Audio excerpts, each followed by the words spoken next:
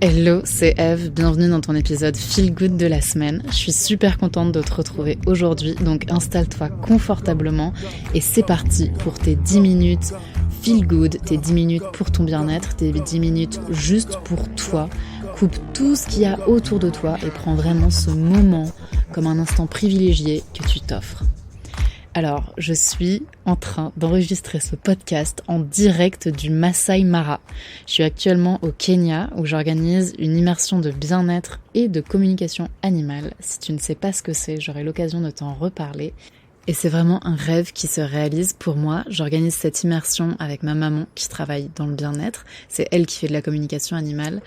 Et dans l'épisode du jour, je voudrais te parler de la reconnexion au vivant.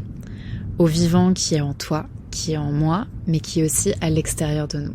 C'est évidemment le contexte dans lequel je me trouve qui m'inspire à te parler de tout ça, parce que c'est justement un des objectifs de cette immersion, de pouvoir se reconnecter au vivant. Et tous les stagiaires qui nous accompagnent, là je peux te dire qu'ils sont reconnectés au vivant, mais à 2000%. Et je voudrais t'inviter dans cet épisode à te reconnecter pleinement à ton énergie vitale, à ton énergie de joie, à ton énergie qui croque la vie, à ton énergie qui parfois qui a peur mais qui fonce quand même parce que cette énergie-là, c'est elle qui te rend vivant, c'est elle qui te rend joyeux, c'est elle qui te rend rayonnant, c'est elle qui vibre l'amour en fait, qui vibre la vie et qui vibre l'amour. Donc c'est pas un épisode où je vais te donner des astuces 1, 2, 3, 4, 5, etc. C'est vraiment un épisode où je veux te semer une petite graine, t'apporter une idée qui va pouvoir t'accompagner dans les prochains jours, j'espère, et qui va pouvoir te faire voir le monde différemment, te faire regarder les choses différemment, te faire te regarder différemment, regarder les autres différemment. Tu connais sans doute le dicton qui dit que la beauté est dans l'œil de celui qui regarde. Généralement, on associe ce dicton à la beauté des humains, à la beauté physique, presque pour justifier quand deux personnes ne sont pas d'accord pour dire que quelqu'un d'autre est beau. On va dire ouais, mais la beauté est dans l'œil de celui qui regarde, ou pour des fringues, j'en sais rien. Bref, je trouve que ce dicton prend tout son sens lorsqu'on l'applique à notre regard sur le monde. Le regard que tu portes sur ton environnement, sur des situations qui t'arrivent, sur des émotions que tu ressens, sur ta propre personne, sur quelqu'un d'autre, sur la vie en général.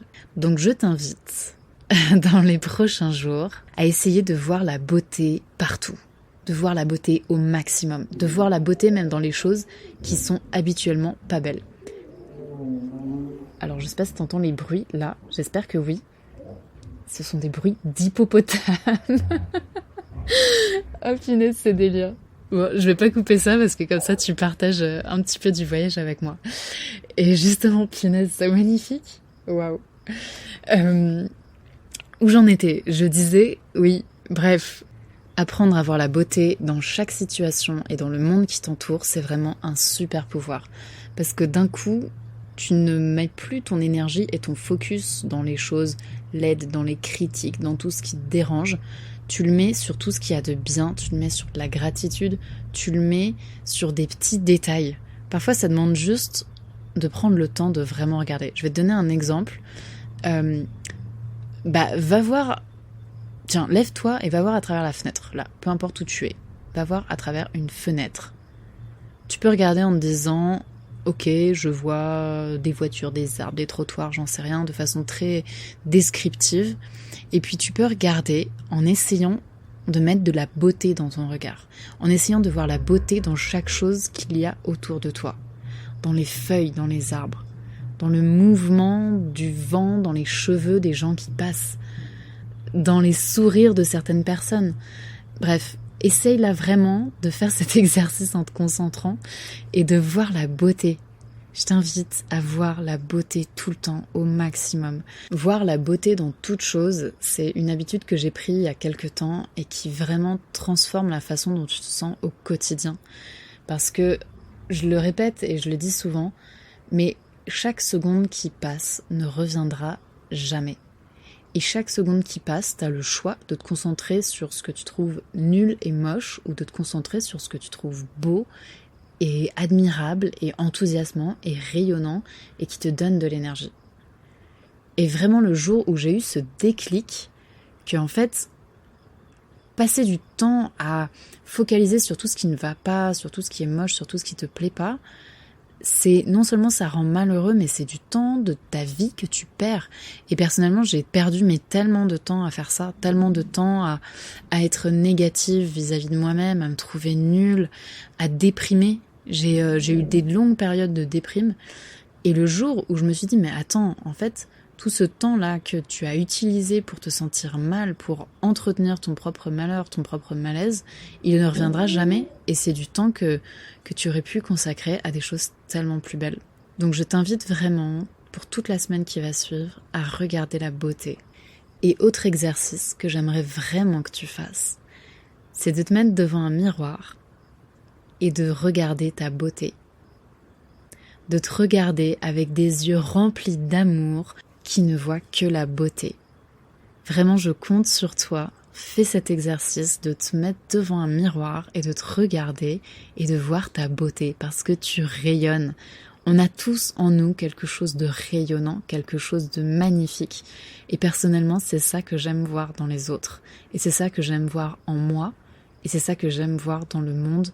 Et depuis que j'ai pris conscience de ça, je suis tellement plus heureuse et je rends les autres tellement plus heureux aussi autour de moi. Parce que quand t'as des gens qui sont négatifs, qui ont toujours la petite remarque pour dire « Ah, ça c'est nul », la petite critique, etc., c'est épuisant.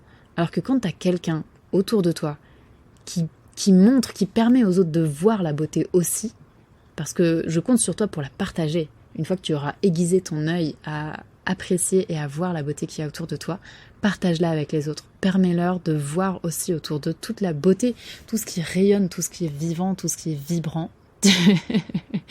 Ah punaise, c'est niais. Mais qu'est-ce que ça fait du bien.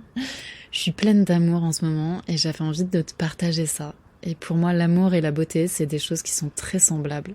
Donc je compte sur toi pour diffuser de l'amour, de la beauté dans ce monde avec tes proches, avec toi-même.